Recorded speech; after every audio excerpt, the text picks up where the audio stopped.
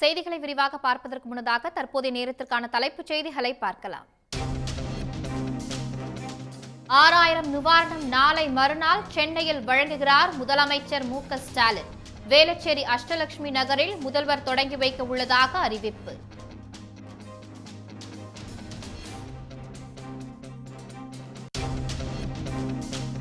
December 17ஆம் தேதி ஞாயிற்றுக்கிழமை சென்னை உள்ளிட்ட 4 மாவட்டங்களில் நியாய விலை கடைகள் செயல்படும். 6000 ரூபாய் நிவாரணத் தொகை பெறும் வகையில் தமிழ்நாடு அரசு நடவடிக்கை.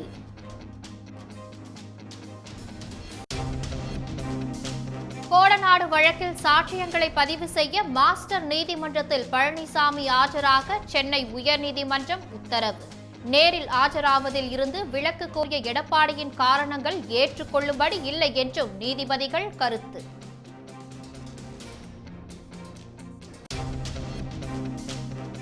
சனாதனம் குறித்த தன்னுடைய 19 கேள்விகளுக்கு ஆளுநர் ஆர்.என். ரவி பதிலளிக்க மறுப்பதாக மூத்த வழக்கறிஞர் எஸ். துரைசாமி குற்றச்சாட்டு. சனாதனம் குறித்து பேசியவர் அது குறித்து முழு தகவல்களை தெரிந்து வைத்திருக்க வேண்டும் எனவும் விமர்சனம்.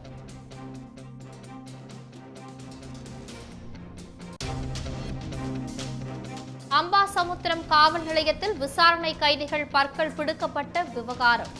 ஐபிஎஸ் அதிகாரி பல்வீர் சிங் உள்ளிட்ட 15 பேருக்கு ஜாமீன்.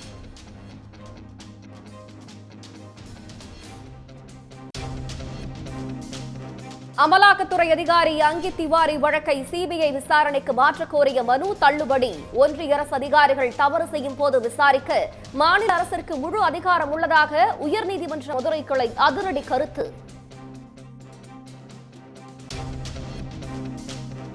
எம்பிக்களின் சஸ்பெண்டை திரும்ப பெற கோரி நாடாளுமன்றத்தில் எதிர்க்கட்சிகள் முழக்கம். நாடாளுமன்ற பாதுகாப்பு குறித்து விவாதிக்க கோரியும் தொடர் முழக்கமிட்டதால் 3வது நாளாக முடங்கிய நாடாளுமன்றம். எம்பிக்கள் சஸ்பெண்ட் நடவடிக்கையை கண்டித்து நாடாளுமன்றம் முன்பு எதிர்க்கட்சிகள் போராட்டம். காங்கிரஸ், திமுக உட்பட இந்தியா கூட்டணி கட்சியினர் பங்கேற்பு.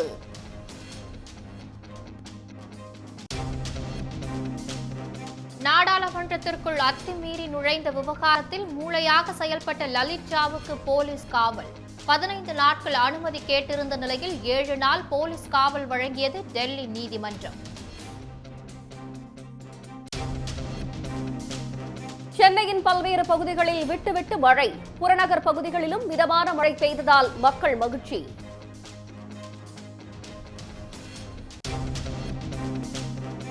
புதுக்கோட்டை, ராமநாதபுரம், தூத்துக்குடி மாவட்டங்களில் அடுத்த 2 நாட்களுக்கு மிக கனமழை பெய்ய வாய்ப்பு. சிவகங்கை மாவட்டத்தில் நாளை மட்டும் மிக கனமழை பெய்யும் என வானிலை ஆய்வு மையம் எச்சரிக்கை.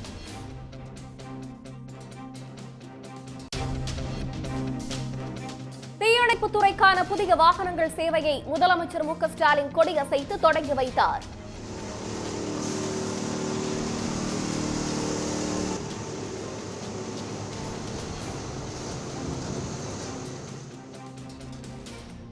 புதிய பொற்கால கடன் திட்டம் மற்றும் கட்டுமான தொழிலாளர்களுக்கான திறன் பயிற்சியினையும் தொடங்கி வைத்தார். எண்ணூர் முகத்துவாரம் பகுதியில் 5வது நாளாக நடைபெற்ற எண்ணெய் அகற்றும் பணி. நாளை மறுநாளைக்குள் பணிகளை முடிக்க பசுமை தீர்ப்பாயம் உத்தரவிட்டுள்ள நிலையில் தீவிரம்.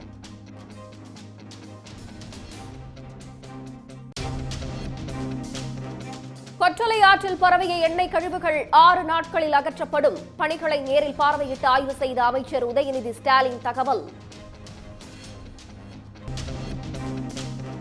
பிரணவ் ஜுவல்லரி மோசடி வழக்கில் நடிகர் பிரகாஷ் ராஜுவுக்கு எந்த தொடர்பும் இல்லை என்று பொருளாதார குற்றப்பிரிவு போலீஸ் விசாரணையில் தகவல். தன்னை நம்பிய அனைவருக்கும் நன்றி என எக்ஸ் பக்கத்தில் நடிகர் பிரகாஷ் ராஜ் பதிவு.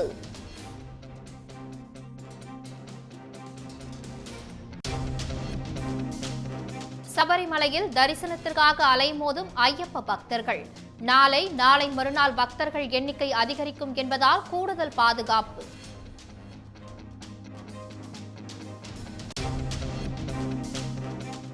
ராஜஸ்தான் மாநில புதிய முதலமைச்சராக பஜன்லால் சர்மா பதவியேற்றார். பதவியேற்பு விழாவில் பிரதமர் மோடி, ஒன்றிய உள்துறை அமைச்சர் அமித்ஷா பங்கேற்பு. பாலியல் வழக்கில் உத்தரப்பிரதேச பாஜக எம்எல்ஏவுக்கு 25 ஆண்டுகள் சிறை தண்டனை. தீர்ப்பை அடுத்து சோன்பத்ரா மாவட்ட எம்எல்ஏ ராம் துலார் கோந்தன் பதவி பறிப்பு.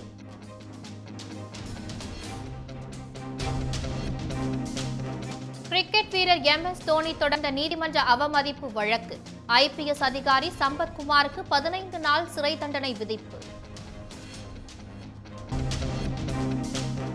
மும்பை இந்தியன்ஸ் அணியின் கேப்டனாக ஹர்திக் பாண்டியா நியமனம். ரோஹித் சர்மா அணியின் வீரராக தொடர்வார் என்று எதிர்பார்ப்பு. மிக்ஜாம் புயல் நிவாரணத் தொகை 6000 ரூபாய் வழங்கும் பணியை முதலமைச்சர் மு க ஸ்டாலின் நாளை மறுநாள் வேளச்சேரியில் தொடங்கி வைக்கிறார்.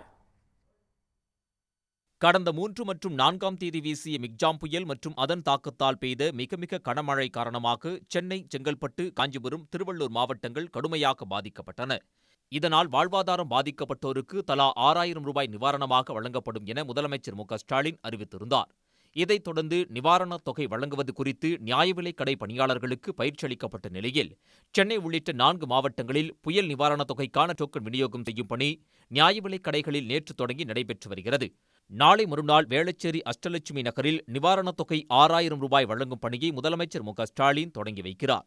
6000 ரூபாய் நிவாரணத் தொகை வீட்டு வாடகைக்கும் மருத்துவ செலவுக்கும் பயனுள்ளதாக இருக்கும் என இல்லத்தரசிகள் கூறியுள்ளனர். டோக்கன் வாங்கியிருக்கோம் நாங்கள். இந்த காசு எங்களுக்கு ரொம்ப யூஸ்ஃபுல்லாக இருக்குது. இதை அறிவித்த முதலமைச்சருக்கு ரொம்ப நன்றி, மிக்க நன்றி. இந்த காசு எங்களுக்கு ரொம்ப தேவைப்படுது. எல்லா வீட்டு செலவு, மளிகை சாமான், குழந்தைங்க ஃபீஸ் கட்ட, அப்படி ரொம்ப குழந்தைங்க செலவுக்கு ரொம்ப யூஸ்ஃபுல்லாக இருக்குது. இது அறிவித்து முதலமைச்சருக்கு ரொம்ப நன்றி.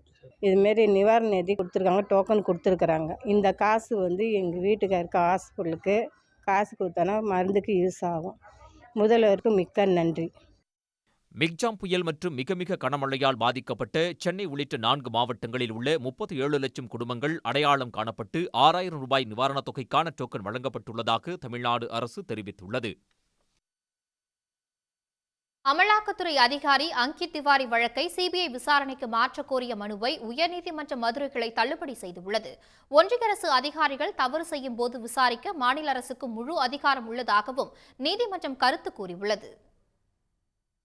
அமலாக்கத்துறை அதிகாரி அங்கித் திவாரி கைது தொடர்பான வழக்கின் விசாரணையை மாநில அரசு மேற்கொண்டால் நியாயமான விசாரணை நடைபெறாது என்றும் அந்த வழக்கை சிபிஐக்கு மாற்ற வேண்டும் என்றும் மேலூரைச் சேர்ந்த வழக்கறிஞர் விவேக் உயர்நீதிமன்ற கிளையில் மனு தாக்கல் செய்தார். நீதிபதிகள் எம். சுந்தர், சக்திவேல் அமர்வில் விசாரணைக்கு வந்த இந்த வழக்கில் ஆஜரான தமிழக அரசின் தலைமை வழக்கறிஞர் சண்முக சுந்தரம், ஒன்றிய அரசின் அமலாக்கத்துறை அதிகாரி சட்ட விதிகளுக்கு உட்பட்டு கைது செய்யப்பட்டுள்ளதாக வாதிட்டார். அங்கித் திவாரியை லஞ்ச ஒழிப்புத்துறை கைது செய்வதற்கு முழு அதிகாரம் உள்ளது என உச்சநீதிமன்றத்தின் பல்வேறு தீர்ப்புகளை சுட்டிக்காட்டினார். தமிழ்நாடு அரசின் வாதத்தை ஏற்றுக்கொண்ட நீதிபதிகள், ஒன்றிய அரசின் அதிகாரிகள் இதுபோன்று தவறு செய்யும்போது அதனை விசாரணை செய்வதற்கு மாநில விசாரணை பிரிவுக்கு முழு அதிகாரம் உள்ளது என்று தெரிவித்தனர். எனவே அங்கித் திவாரி கைது தொடர்பான வழக்கின் விசாரணையை சிபிஐக்கு மாற்றக் கோரிய மனுவை தள்ளுபடி செய்து உத்தரவிட்டனர். இனி உலகம் முழுவதும் நடந்த நிகழ்வுகளை துல்லியமாகவும் துரிதமாகவும் வழங்கும் விறுவிறு செய்திகளை காணலாம். சென்னை பேசின் பிரிட்ஜ் ரயில்வே பணிமனைக்கு சென்ற ரயில் தடம் புரண்ட விபத்தால் பரபரப்பு நிலவியது. சென்ட்ரல் ரயில் நிலையத்திலிருந்து பேசின் பிரிட்ஜ் ரயில்வே பணிமனைக்கு ரயில் மெதுவாக சென்று கொண்டிருந்தது. அப்போது ரயிலின் ஒரு பெட்டியில் இருந்த 4 சக்கரங்கள் தண்டவாளத்தில் கீழே இறங்கிய நிலையில் பயணிகள் யாரும் இல்லாததால் பெரும் விபத்து தவிர்க்கப்பட்டது. தகவல் அறிந்து விரைந்து வந்த ரயில்வே ஊழியர்கள் மிதமான மழையிலும் தண்டவாளத்திலிருந்து கீழே இறங்கிய சக்கரங்களை மேலே கொண்டு வரும் பணியில் ஈடுபட்டனர்.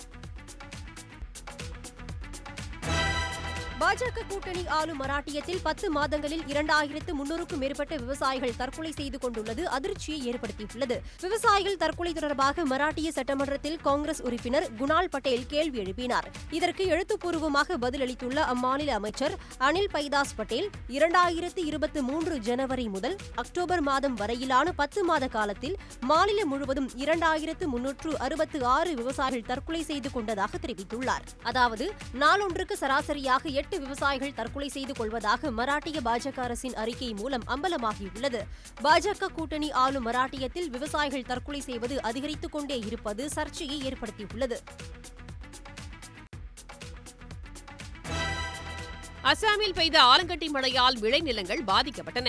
திப்ருகர் மாவட்டத்தில் நெல், கடுகு உள்ளிட்டவை அதிக அளவில் பயிரிடப்பட்டுள்ளது. இந்நிலையில் மாவட்டத்தின் பல்வேறு பகுதிகளில் 1 மணி நேரத்திற்கு மேலாக ஆலங்கட்டி மழை கொட்டி தீர்த்தது. சாலைகளில் கொட்டிய சிறிய பனிக்கட்டிகளை ஏராளமானோர் ஆர்வமுடன் சேகரித்தனர். அதே நேரம் விளைநிலங்கள் சேதமடைந்ததால் விவசாயிகள் வேதனை அடைந்தனர். இதேபோல பல வீடுகளின் மேற்கூரைகள் சேதமடைந்ததுடன் மின்சாரமும் பாதிக்கப்பட்டது. பாகிஸ்தானுக்கு எதிரான முதலாவது டெஸ்ட் கிரிக்கெட் போட்டியில் ஆஸ்திரேலியா முதல் இன்னிங்ஸில் 487 ரன்கள் குவித்து ஆட்டமிழந்தது. பெர்த்தில் தொடங்கிய இந்த போட்டியில் டேவிட் வார்னரின் அபார சதத்தால் ஆஸ்திரேலியா முதல் நாள் ஆட்ட முடிவில் 5 விக்கெட்டுக்கு 346 ரன்கள் சேர்த்திருந்தது. மிச்சல் மார்ஷ் 15 ரன்களுடனும் அலெக்ஸ் கேரி 14 ரன்களுடனும் 2ஆம் நாள் ஆட்டத்தை தொடர்ந்தனர். சிறப்பாக விளையாடிய மார்ஷ் அரை சதம் விளாசினார். சதம் அடிப்பார் என எதிர்பார்க்கப்பட்டவர் 90 ரன்களுக்கு ஆட்டமிழந்தார். முடிவில் ஆஸ்திரேலியா முதல் இன்னிங்ஸில் 487 ரன்களுக்கு ஆட்டமிழந்தது. பின்னர் இன்னிங்ஸை தொடங்கிய பாகிஸ்தான் நிதானமாக பேட் செய்தது. 2ஆம் நாள் ஆட்ட முடிவில் அந்த அணி 2 விக்கெட்டுக்கு 132 ரன்கள் சேர்த்துள்ளது.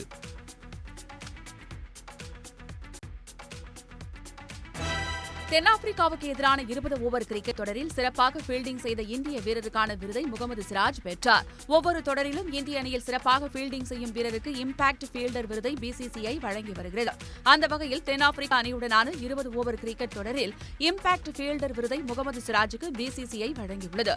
3 போட்டிகள் கொண்ட தொடரில் முதல் ஆட்டம் மழையால் கைவிடப்பட்ட நிலையில் இரு அணிகளும் தலா ஒரு போட்டியில் வெற்றி பெற்றதால் தொடர் சமனில் முடிந்தது. இந்திய கிரிக்கெட் அணியின் முன்னாள் கேப்டன் MS தோனியை கௌரவிக்கும் விதமாக அவரது ஜெர்சி எண் 7க்கு பிசிசிஐ ஓய்வு அளித்துள்ளது. தோனி தலைமையிலான இந்திய அணி 20 ஓவர் உலகக்கோப்பை, 50 ஓவர் உலகக்கோப்பை, சாம்பியன்ஸ் டிராபி ஆகிய 3 ICC தொடர்களை வென்றுள்ளது. மேலும் பல தொடர்களில் இந்திய அணியின் வெற்றிக்கு தோனி உறுதுணையாக இருந்துள்ளார். எனவே அவரை கௌரவிக்கும் விதமாக தோனி அணிந்திருக்கும் ஜெர்சி நம்பர் 7க்கு பிசிசிஐ ஓய்வு அளித்துள்ளது. இதனால் இந்திய வீரர் வீராங்கனைகள் யாரும் இனிமேல் 7ஆம் எண் பொறித்த ஜெர்சியை பயன்படுத்த முடியாது. இதற்கு முன்னதாக 2017ஆம் ஆண்டு முதல் நட்சத்திர வீரர் சச்சின் டெண்டுல்கர் ஜெர்சி எண் 10க்கு பிசிசிஐ ஓய்வு அளித்தது. எண்ணூர் முகத்வாரம் உள்ளிட்ட பகுதிகளில் படர்ந்திருக்கும் எண்ணெய் படலங்களை அகற்றும் பணி 5வது நாளாக நடைபெற்றது. சென்னையில் வெள்ளப்பெருக்கு ஏற்பட்டபோது மழைநீர் கலந்த கச்சா எண்ணெய் கழிவுகள் பக்கிங்காம் கால்வாய் மற்றும் எண்ணூர் கடற்பகுதியில் கலந்தன. இவை சிபிசிஎல் வளாகத்தில் தண்ணீர் புகுந்தபோது அங்கிருந்த எண்ணெயுடன் கலந்து வெளியேறியுள்ளது. இதனால் பொதுமக்கள் மட்டுமின்றி மீனவர்களின் வாழ்வாதாரமும் பாதிக்கப்பட்டுள்ளது. இந்த பிரச்சினையை தாமாக முன்வந்து விசாரித்து வரும் தென்மண்டல பசுமை தீர்ப்பாயம் கொசஸ்தலி ஆற்று நீரில் கலந்த எண்ணெய் படலங்களை அகற்ற உத்தரவிட்டுள்ளது. அதன்படி 5வது நாளாக எண்ணூர் முகத்வாரம் உள்ளிட்ட இடங்களில் எண்ணெய் கழிவுகளை அகற்றும் பணியில் சிபிசிஎல் நிறுவன ஊழியர்கள், மீனவர்கள் ஈடுபட்டனர். நீர்நிலைகளில் கச்சா எண்ணெய் கழிவு கலப்பால் மீன்களும் இறந்து மிதக்கின்றன.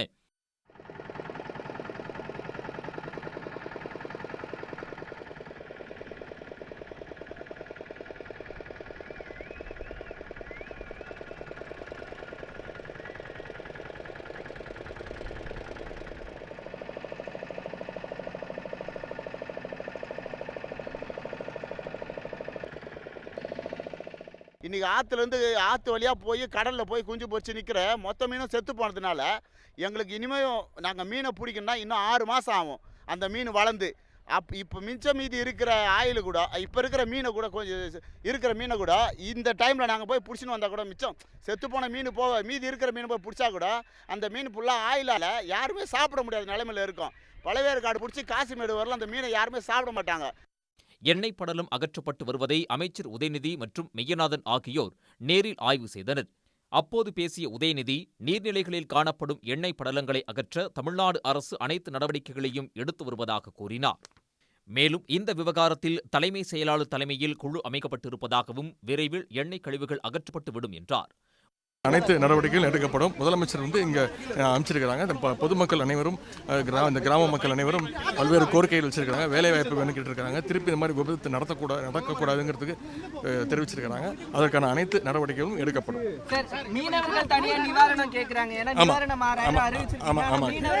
கேட்டிருக்காங்க. இது தலைமைச் செயலர் தலைமையில் ஒரு கமிட்டி அமைக்கப்பட்டிருக்கு. அமைச்சர்கள் தலைமைச் செயலர் தலைமையில் கமிட்டி அவங்க ஆய்வு செஞ்சு கண்டிப்பாக அதற்கான நிவாரண தொகையும் விரைவில் முதலமைச்சர் அறிவிப்பார்.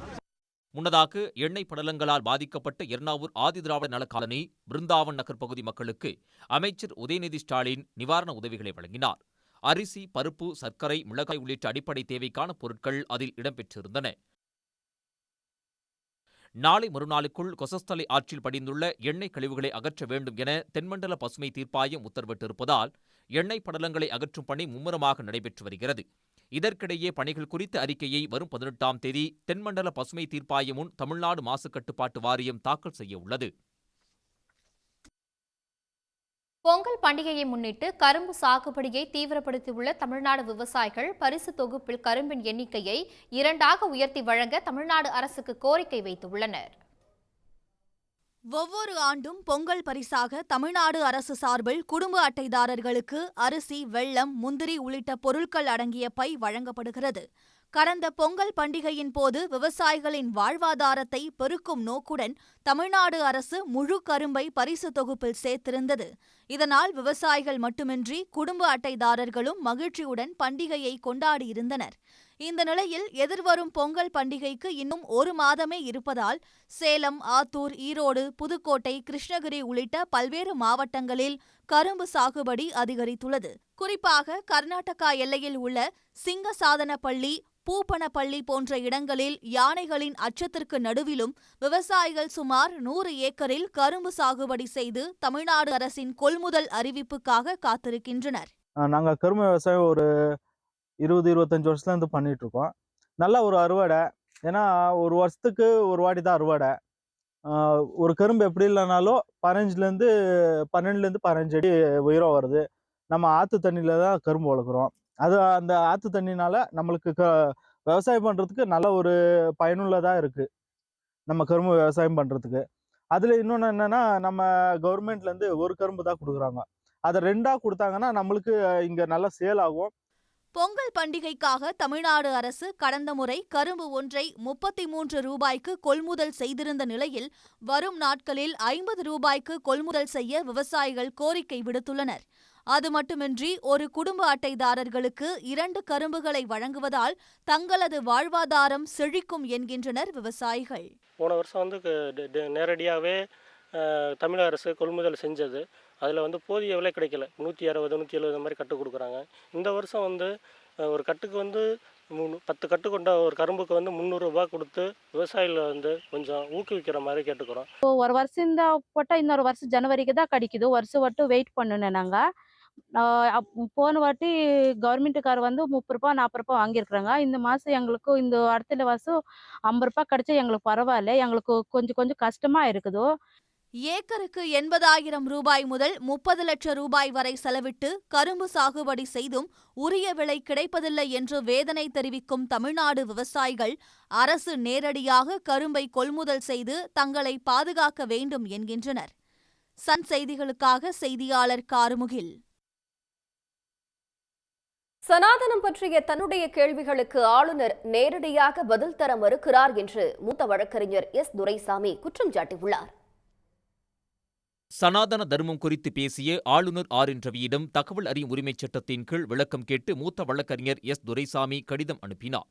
இதற்கு ஆளுநர் தரப்பில் எந்தவித பதிலளிக்காத நிலையில் அதை எதிர்த்து துரைசாமி சென்னை உயர்நீதிமன்றத்தில் வழக்கு தொடர்ந்தார். இந்த வழக்கை விசாரித்த உயர்நீதிமன்றம் ஆளுநர் அலுவலக மேல்முறையீட்டு ஆணையம் உரிய உத்தரவு பிறப்பிக்க வேண்டும் என உத்தரவிட்டது.